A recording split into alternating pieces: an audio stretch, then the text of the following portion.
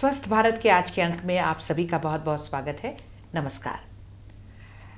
कई बार दुर्घटनाएं हमारे साथ साथ चलती हैं। जी हाँ, कहने का मतलब है कि जब हम सफ़र करते हैं तो हम बहुत ही सावधानी बरतने के लिए बार बार कहते हैं, लेकिन कभी ना कभी कोई चूक हो जाती है, लापरवाही हो जाती है और कोई दुर्घटना का शिकार हो जाते हैं। जब दुर्घटना होती है तो ये पता नहीं होता है कि कहाँ कहाँ पर चोटें आई हैं। शरीर के हर अंग में चोट आ सकती है या ख़ास अंग में चोट आ सकती है।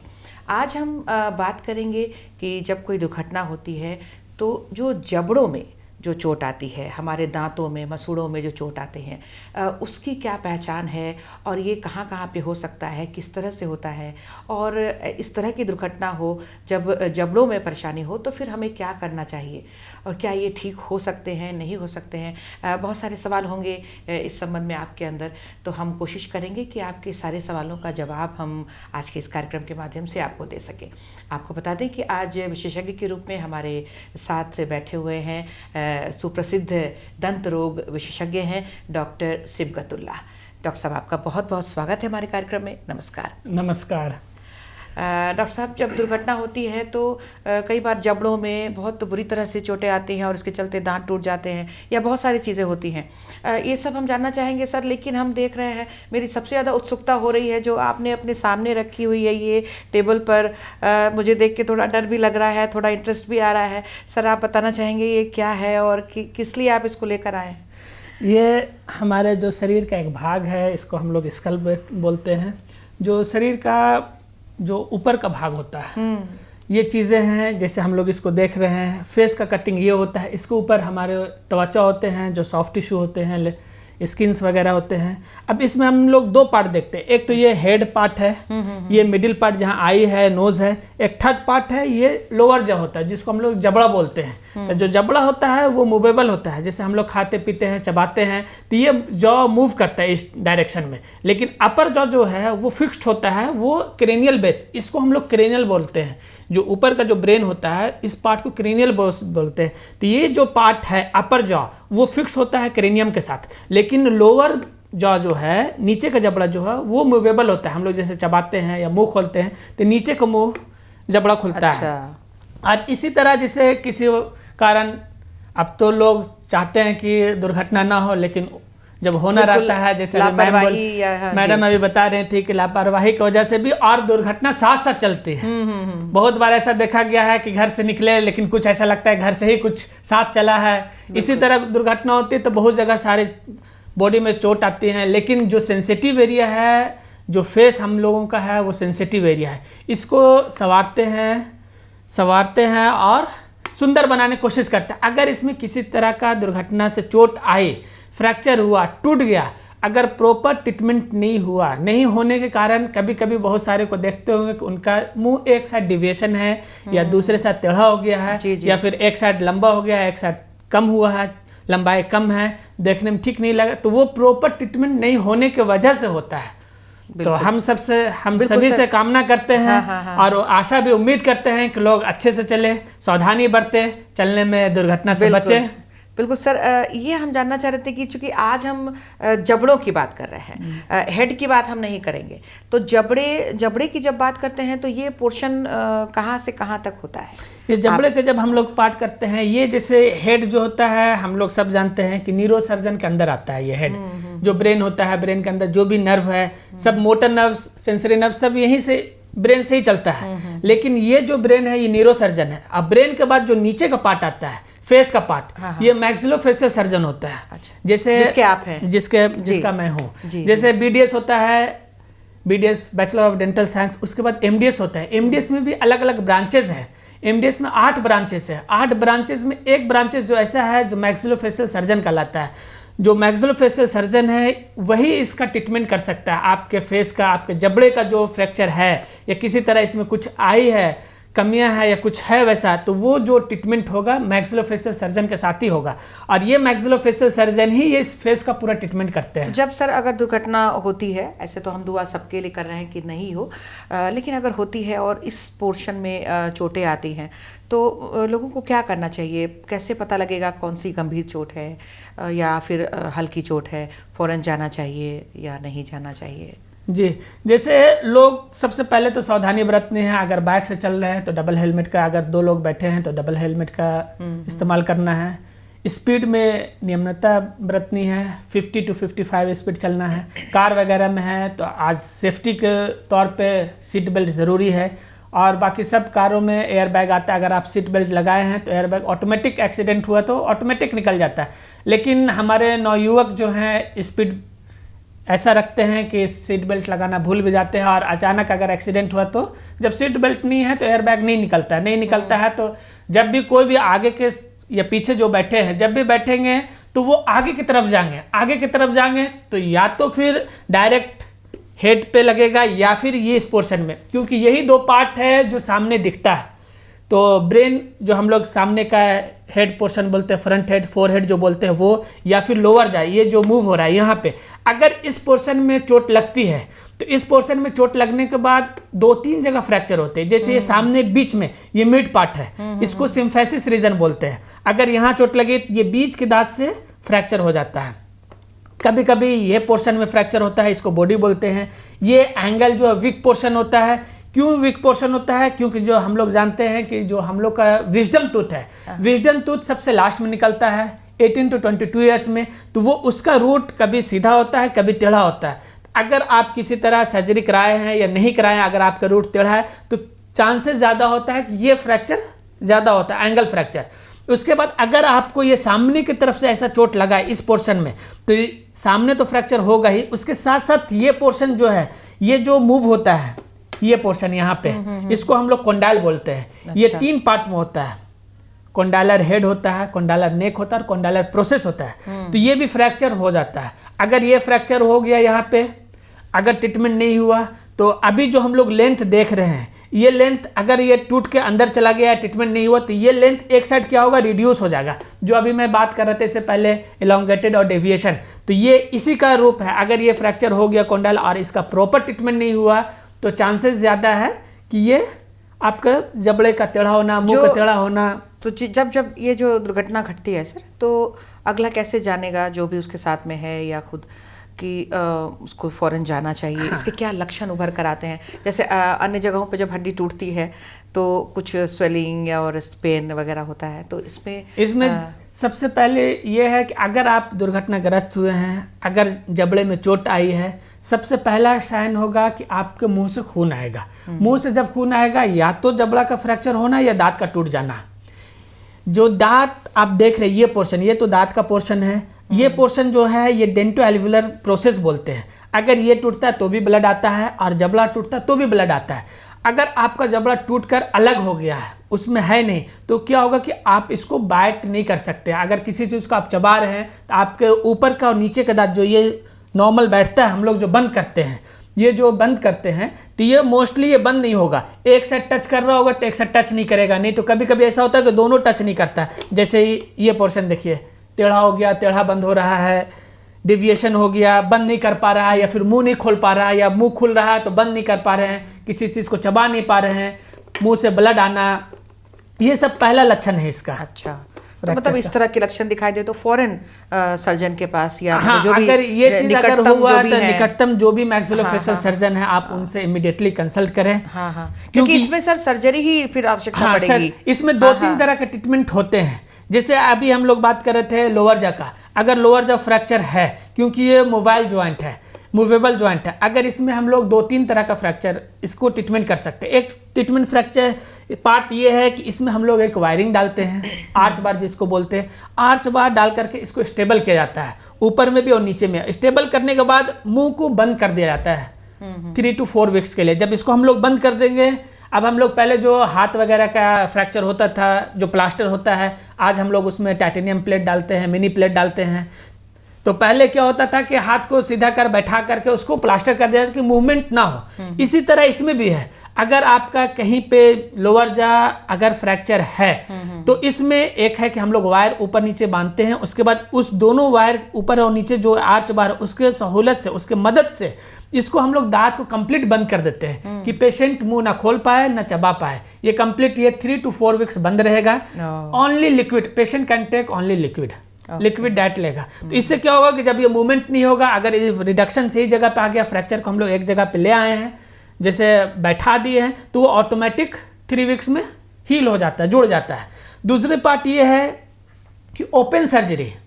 ओपन सर्जरी में क्या है, अगर ज़्यादा चोटें हैं, ज़्यादा चीज़ है, पेशेंट माल न्यूट्रिशन है, या फिर पेशेंट अगर सांस लेने में तकलीफ है, किसी तरह कुछ है, तो उसमें हम लोग ओपन रिडक्शन करते हैं। जहाँ पे हम लोग अभी मैं बात कर रहा था कि मिनी प्लेट का टाइटेनियम और स्टेनलेस स्टील होता है, अभी तो नया ट्रेंड में अब्जॉर्बेबल प्लेट भी है। तो हम लोग अगर जहाँ पे जो पार्ट टूटा हुआ है उस पार्ट में हम लोग ओपन करने के बाद वहाँ पे मिनी प्लेट डाला जाता है, टाइटेनियम के स्क्रू एंड प्लेट्स, और जो जहाँ पे जैसा फ्रैक्चर उस हिसाब से डाला जाता है, वो डाल करके उसको हम लोग बंद कर देते हैं। तो इसके बाद मुंह बंद करने की आवश्यकता नहीं है। अच्छा। इसमें मुंह खुला रहेगा, फिर पेशेंट सब कुछ खा सकता है। हाँ। किसी चीज का कोई रेस्ट्रिक्शन नहीं है, क्योंकि जब हम लोग उसको बंद कर रहे हैं तो रिजिड फिक्सेशन उसको हम लोग बोलते हैं। अच्छा। वो ओपन करके जहाँ टूटा हुआ पार्ट है, 2 पार्ट को एक जगह लाकर उसको स्क्रू और प्लेट से टाइट कर दिया। जब वो प्लेट और स्क्रू से टाइट कर दिए तो वो फिक्सेशन रिजिड हो गया। दांत भी टूट जाते होंगे इसमें कई बार। हाँ, दांत भी टूट गए। दांत टूट गए तो दांत को निकाल दिया गया, या फिर दांत नहीं निकाले बाद में निकाला गया, या फिर उस दांत को आरसीटी वगैरह करके कैपिंग वगैरह किया गया। तो ये लोअर पार्ट का है। लेकिन कभी कभी क्या होता है कि एक्सीडेंट में अपर पार्ट भी बहुत ज़्यादा डैमेज होता है। जैसे आप यहाँ पे फोकस कर सकते, देख सकते हैं, ये रेड लाइन दिख रहे होंगे, ये पोर्शन, ये पोर्शन, ये सूचर्स कहलाता है। अगर फोर्सेस, जैसे हम लोग गाड़ी में, कार वगैरह में बैठे होते हैं तो डैशबोर्ड इंजरी भी बोला जाता है। जब आदमी आगे के सीट में बैठा होता है, जब अचानक ब्रेक लगा या किसी तरह एक्सीडेंट हुआ तो लोग डायरेक्ट आगे की तरफ फॉल करते, गिरते हैं। जब गिरते तो उसको डैशबोर्ड इंजरी बोलते हैं। डैशबोर्ड इंजरी में ज्यादा चांसेस होता है जो सूचर्स हैं। ये सूचर्स क्या है? सूचर कुछ भी नहीं, एक ज्वाइंट है जो आपस 2 हड्डी आकर आपस में मिलते हैं, उस ज्वाइंट को हम लोग सूचर बोलते हैं। जब अचानक चोटें लगती है, जब चोट लगी तो ये सूचर्स ज्यादातर ये डैमेज होता है, यहाँ से ये डैमेज होता है। जैसे ऊपर का जो 3 पार्ट में फ्रैक्चर होता है, एक पार्ट इसको हम लोग, ये तो वर्टिकल डायरेक्शन हो गया, ये हॉरिजॉन्टल डायरेक्शन हो गया। जो हॉरिजॉन्टल डायरेक्शन में अगर ऊपर का पार्ट टूटा है, ये पोर्शन में अगर आया तो इस पोर्शन को हम लोग लीफोर्ट 1 फ्रैक्चर बोलते हैं। फिर यहाँ से एक जो हॉल दिख रहा है, ये छोटा सा हॉल है यहाँ पे, इसको यहाँ से एक कैनाल निकलता है, इन्फ्रो ऑर्बिटल कैनाल। यहाँ से जो हम लोग नर्व का सेंसेशन वगैरह होता है, तो ये पार्ट से अगर नेजोएथमोइडल ये पार्ट अगर टूटा तो इसको लीफोर्ट 2 बोलते हैं। अरे एक लीफोर्ट 3 होता है, कंप्लीट ये पार्ट ब्रेन से अलग हो जाता है, तो ये लीफोर्ट 3 होता है। अगर ऊपर का पार्ट टूटा तो पहले हम लोग इसमें भी वायरिंग किया जाता था। वायरिंग हम लोग यहाँ से डाल करके, यहाँ से टाइट करके कि ऊपर के जाओ मूवमेंट ना हो। लेकिन अब जो ट्रेंड है, बहुत एडवांस ट्रेंड है, यहाँ पे भी हम लोग मिनी प्लेट वगैरह डालते हैं। मिनी प्लेट डाल करके जो भी स्टेबल है, जैसे पहले था सेम वैसे ही है, जैसा पेशेंट का चेहरा पहले था सेम वैसे, किसी तरह कोई दाग नहीं, किसी तरह कोई परेशानी नहीं। तो ये सब चीज़ें हैं।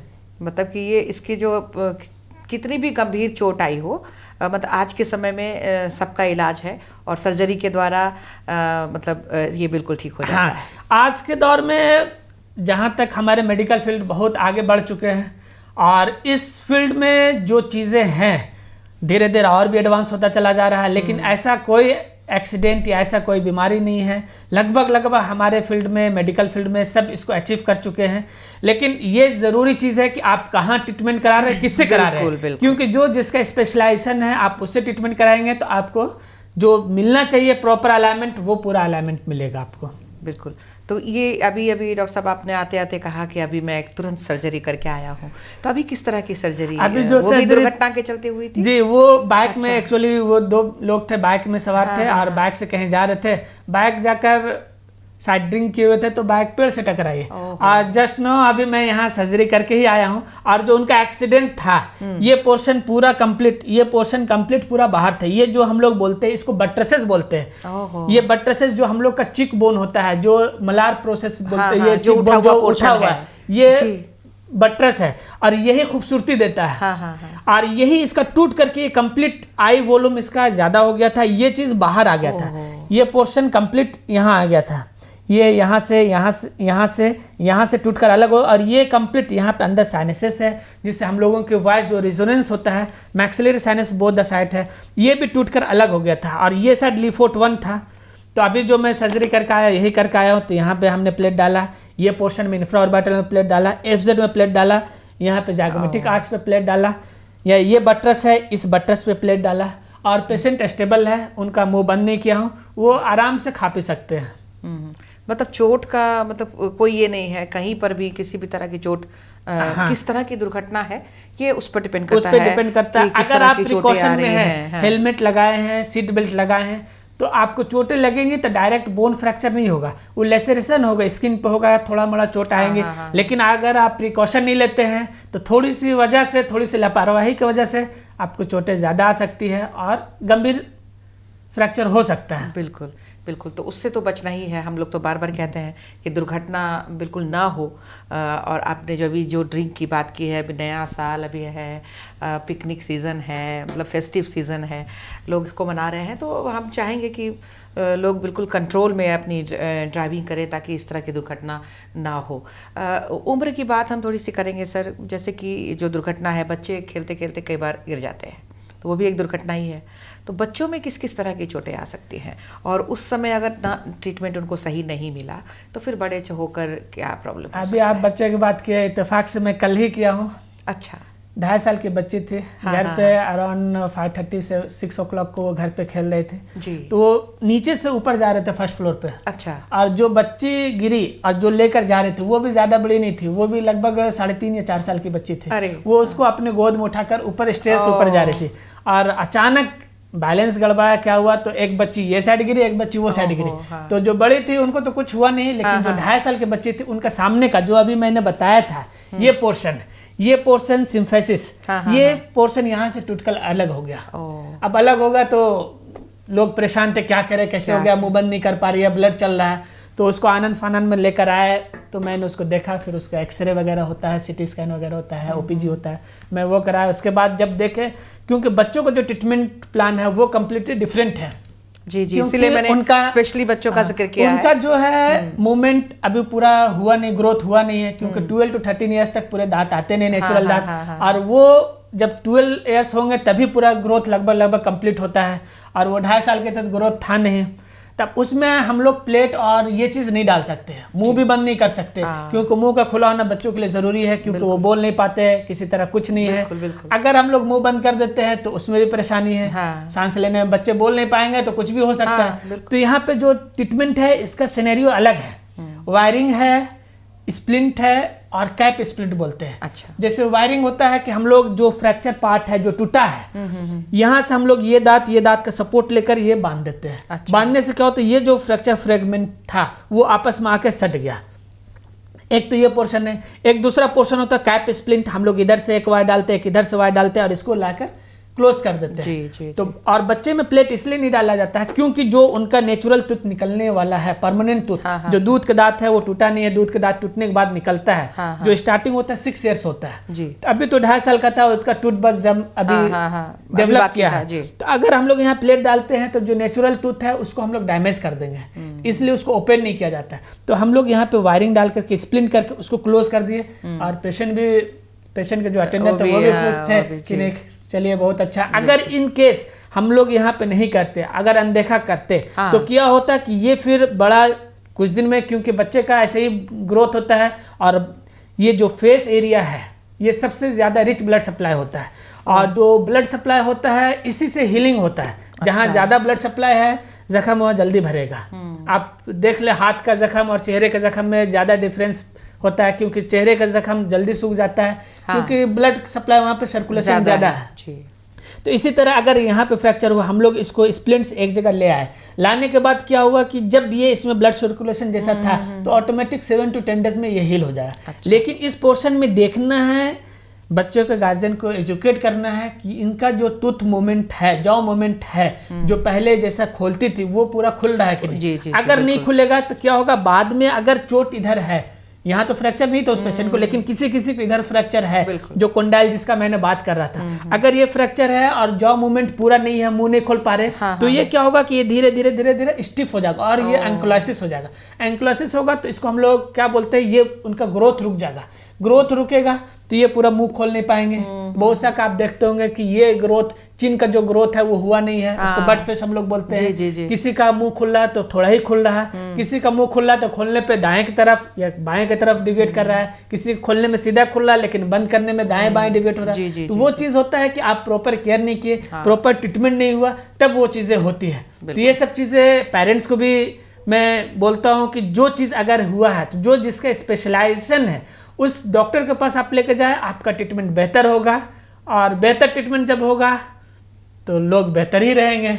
बिल्कुल बिल्कुल। तो ये इस तरह की चोटों को कभी भी मतलब नज़रअंदाज नहीं करना चाहिए, लापरवाही नहीं बरतनी चाहिए, नहीं तो फिर बड़े होकर और भी तरह की परेशानियां उसको लेकर हो सकती हैं। इसलिए हम बार बार कहते हैं, एक तो अलर्ट रहना है, सतर्क रहना है, लेकिन अगर दुर्घटना हो तो इसको बेध्यानी नहीं करनी है। तो ये जब हम ट्रीटमेंट की बात करते हैं डॉक्टर साहब, तो फिर बहुत लोग परेशान हो जाते हैं सर्जरी के नाम से। तो लोग सोचते हैं कि दवा से ठीक हो जाए, तो दवा इसकी क्या लंबे प्रोसेस तक चलती रहती है या फिर कुछ इसके साथ साथ कुछ एक्सरसाइज भी करना पड़ता है? जैसे अगर हम लोग फेस का या किसी पार्ट का अगर बोन फ्रैक्चर हो गया तो उसमें दवा का कोई रोल नहीं है। अच्छा। अगर फ्रैक्चर पार्ट हो गया, टूट गया, टूटने से वो जगह एक जगह से दूसरे जगह हो गया, जब तक उसको आप बैठाएंगे नहीं, बराबर में अप्रोक्सीमेट नहीं करेंगे, तब तक हील नहीं होगा। जब हील नहीं होगा तो इसमें दवा कुछ काम नहीं कर सकता, दवा हीलिंग ला नहीं सकता है। अगर अप्रोक्सीमेशन पूरा आ गया तो वो ऑटोमेटिक आप दवा नहीं भी देंगे। दवा एक सिम्टोमेटिक है। अगर पेशेंट को दर्द है, दर्द की दवा देंगे, स्वेलिंग है, सूजन है, तो उसके लिए हम लोग एंटीबायोटिक देते हैं। लेकिन कोई पर्टिकुलर दवा नहीं, मेडिसिन नहीं है कि वो बिल्कुल फ्रैक्चर जुड़ जाए, सर्जरी से हम भागे और दवा से ठीक हो जाए। ये चीज नहीं, ये चीजें हैं कि अगर है तो आप उसको प्रॉपर ट्रीटमेंट कराएं। लेकिन एक बार जब सर्जरी हो जाती है सर, तो उसके बाद जो प्रिकॉशंस है, जो सावधानी है, वो किस तरह की लेनी चाहिए और कितना टाइम लगता है इस तरह के जो ट्रीटमेंट है उसको पूरी तरह से ठीक होने में? और कुछ एक्सरसाइज वगैरह मुंह का या जबड़ों का कुछ वो सब भी बताते हैं क्या? हाँ, जैसे अगर हम लोग इसमें एक्सरसाइज किए, अगर नॉर्मल हम लोग का फ्रैक्चर है तो उसमें एक्सरसाइज को कोई इशू नहीं है। हाँ। नॉर्मल माउथ ओपनिंग रहेगा। अच्छा। लेकिन अगर हम लोग कोंडाइल का फ्रैक्चर कर रहे हैं तो यहाँ पे एक्सरसाइज जरूरी है, खासकर बच्चों में। अच्छा। क्योंकि ग्रोथ पीरियड यहीं से शुरू होता है। हाँ। जब ग्रोथ पीरियड शुरू होगा, अगर एक्सरसाइज हम लोग नहीं करेंगे, फोर्सफुली अगर ओपन नहीं करेंगे, क्या होगा, सर्जरी के बाद भी आदमी सोचेगा दर्द है, ओपन नहीं करेंगे तो धीरे धीरे धीरे क्या होगा, मुंह का खुलना बंद होगा। जब खुलना बंद होगा तो फिर से कोई इशू होगा, तो परेशानी होगी। तो इसलिए अगर हम लोग कोंडाइल का फ्रैक्चर का करते हैं तो उसमें हम लोग एडवाइस करते हैं कि आप इमीडिएटली आफ्टर सेकेंड डेज यानी सेकेंड पोस्ट ऑफ उससे मुंह को ओपन करना है, एक्सरसाइज करना है। हाँ, वो बताते होंगे आप स्पेशली कि आगे चलकर इससे कोई परेशानी ना हो, कुछ ना हो। बिल्कुल। जैसे किसी भी तरह का कोई ऑपरेशन हुआ या कुछ भी सर्जरी होती है तो बाद में फिजियोथेरेपी वगैरह की जाती है। वो जो पहले तो जैसे हाथ का या पैर का जो फिजियोथेरेपी होता है, ये हमारे मैक्सिलोफेशियल रीजन में वो फिजियोथेरेपी नहीं, दूसरे तरह वो ऑटोमेटिक आपको या मुंह खोलना बंद करना है। मुंह खोलना मतलब कैसे, आप पेशेंट को हम लोग समझाते हैं कि बड़ा करके मुंह खोलना है, इस ढंग से क्लोज करना है। तो इससे क्या है, ऑटोमेटिक इसे फिजियोथेरेपी की जरूरत नहीं है। बिल्कुल। तो जिस संग में जिस तरह की जरूरत हो, जिस तरह की चोट है, जिस तरह ज्यादातर ये चीज हम लोग एक्सरसाइज का ऑप्शन कब देते हैं, जब कोंडाइल में चोट आती है, वो खासकर बच्चों को होता है। कोंडाइलर प्रोसेस में जब हम लोग करते हैं तो फोर्सफुली माउथ ओपन बोलते हैं, यहाँ पे करना है। बिल्कुल। एक समय इजाज़त नहीं दे रहा था, लेकिन ये सवाल मैं पूछूंगी आपसे, कम शब्दों में जवाब दीजिएगा कि अगर जबड़ों में गंभीर चोटें आई तो इसका असर हमारे फिर अदर पार्ट्स में भी हो जाते हैं? नहीं, इसका रिलेशन अदर पार्ट्स में नहीं है। जबड़े में अगर गंभीर चोटें आई है तो यहाँ से बहुत सारे ऐसे नर्व हैं, आर्टरीज हैं और वेन है जो सप्लाई डायरेक्टली ब्रेन होता है। अगर हम लोग वो डैमेज हो गया, को वेन डैमेज हो गया तो ब्लीडिंग ज़्यादा होगा। अगर नर्व डैमेज हो गया है, नर्व डैमेज होने से वो पार्ट जहाँ पे जो सप्लाई कर रहा है तो उस पार्ट में नमनेस होगा और ज़्यादा वैसा इसमें ये उसमें वही है तभी कि जो नसें हैं अगर वो सब उसमें चोटें आई तब परेशानी हो सकती है। और वैसा ठीक है सर, तो बहुत कम समय हमारे पास चलते चलते, अब चूँकि आप दुर्घटना से बचने की लोगों को सलाह दे रहे हैं तो एक अपील हम आपसे करवाना चाहेंगे कि कैसे हम दुर्घटना से बच सकते हैं और इस तरह के जो परिणाम उससे दूर रह सकते हैं। मैं सभी से तो अपील करता हूँ और आशा करता हूँ सब इस बात को मानेंगे। अगर आप बाइक पे चल रहे हैं तो बाइक की स्पीड ज़्यादा ना हो, और हेलमेट अवश्य पहने, ज़रूर पहने। बिना हेलमेट जाएंगे तो हो सकता है किसी कारणवश दुर्घटनाग्रस्त हुई, हाथ पैर में जो होता है चोट वो गंभीर हो, ज़्यादा गंभीर नहीं होता। अगर हेड इंजरी हुआ तो उसमें गंभीर हो जाता है। इसलिए मैं आग्रह करता हूं कि जब भी आप बाइक पे जाए, थोड़ी देर के लिए क्यों न जाए, थोड़ी दूर के लिए क्यों न जाए, हमेशा हेलमेट का प्रयोग करें। और अगर कार से आप ड्राइविंग कर रहे हैं या बैठ कर जा रहे हैं, या तो आगे बैठे हैं या पीछे बैठे हैं, तो दोनों चीज़ों में आप सीट बेल्ट का इस्तेमाल करें। जब सीट बेल्ट का इस्तेमाल करेंगे, किसी तरह दुर्घटना भी होती है तो आपका एयर बैग ओपन हो जाता है, तो जिससे आप दुर्घटना से बच सकते हैं। और जो स्पीड की लिमिट है उसी स्पीड में चले, उसी दायरे में चले। थ्रिलिंग ज़्यादा ज़रूरी नहीं है। अगर आप स्पीड ज़्यादा रहेंगे, कंट्रोल नहीं कर पाए, आज जो दुर्घटना हो रही है स्पीड की वजह से ही हो रही है, आप स्पीड को कंट्रोल नहीं कर पाएंगे, दुर्घटना होगी। तो मैं आग्रह करता हूं कि हेलमेट का इस्तेमाल करें, सीट बेल्ट का इस्तेमाल करें और स्पीड पे कंट्रोल रखें। बहुत अच्छी बात आपने कही है सर। मतलब हमें पूरी उम्मीद है, बार बार कहते हैं और आपने कहा है उसका बहुत ज़्यादा असर होगा और लोग दुर्घटना से बचे रहेंगे। और इस तरह की चोटें लेकिन अगर आई भी तो फिर इसका इलाज है, आप जैसे डॉक्टर्स हैं तो इनसे वो ठीक करा सकते हैं। तो सर आपने अपना बहुत ही कीमती वक्त दिया है, बहुत अच्छी जानकारियाँ आपके माध्यम से मिली हैं, आपका हम बहुत बहुत धन्यवाद करते हैं। नमस्कार। नमस्कार। और आप सभी दर्शकों को भी बहुत बहुत धन्यवाद। नमस्कार।